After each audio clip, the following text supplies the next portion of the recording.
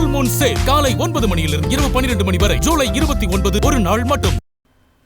திண்டுக்கல் அருகே மண்ணையும் நிலத்தடி நீரையும் விஷமாக்கும் மோர் மிளகாய் கம்பெனிகளை நிரந்தரமாக தடை செய்ய வேண்டுமென 100க்கும் மேற்பட்ட விவசாயிகள் ஆர்ப்பாட்டத்தில் ஈடுபட்டனர். திண்டுக்கல் மாவட்டம் ஆத்தூர் தொகுதிக்கு உட்பட்ட ஸ்ரீராமபுரம் பேரூராட்சியில் உள்ள போலியம்மனூர் பகுதியில் கடந்த 20 வருடங்களுக்கு மேலாக மோர் மிளகாய் வத்தல் தயாரிக்கும் தொழில் நடைபெற்று வருகிறது.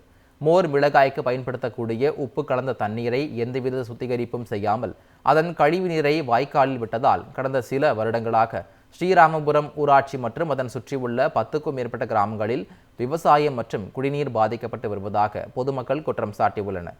மேலும் கிராம மக்களுக்கு கேன்சர் உள்ளிட்ட பல்வேறு நோய்கள் ஏற்படுவதாகவும் இது தொடர்பாக அனைத்து அதிகாரிகளுக்கும் புகார் அளித்தும் எந்த ஒரு நடவடிக்கையும் எடுக்கவில்லை என கூறப்படுகிறது.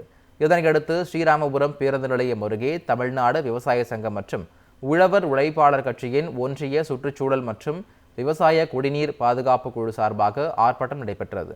அப்போது வத்தல் கம்பெனிகளை உடனடியாக தடை செய்ய வேண்டுமென முழக்கங்களை எழுப்பி ஆர்ப்பாட்டம் நடத்தினர். ஒரு 30 ஆண்டுகளுக்கு மேலாக மோர் மிளகாய் தொழில் என்பது நடைபெற்று வருகிறது. அங்கு இருக்கக்கூடிய மக்களுக்கு வாழ்வாதாரமாக இருந்தாலும் கூட சுற்றி இருக்கக்கூடிய 30க்கும் அதிகமான கிராமங்களில் இருக்கக்கூடிய விவசாயிகளுக்கு மிகப்பெரிய அளவுக்கு ஒரு பாதிப்பை ஏற்படுத்தக்கூடிய தொழிலாக விஸ்வரூபம் எடுத்திருக்கின்றது. ஏனென்று சொன்னால் இன்றைக்கு நிலத்தடி நீர் முழுமையாக உப்பு நீராக மாறியிருக்கின்றது.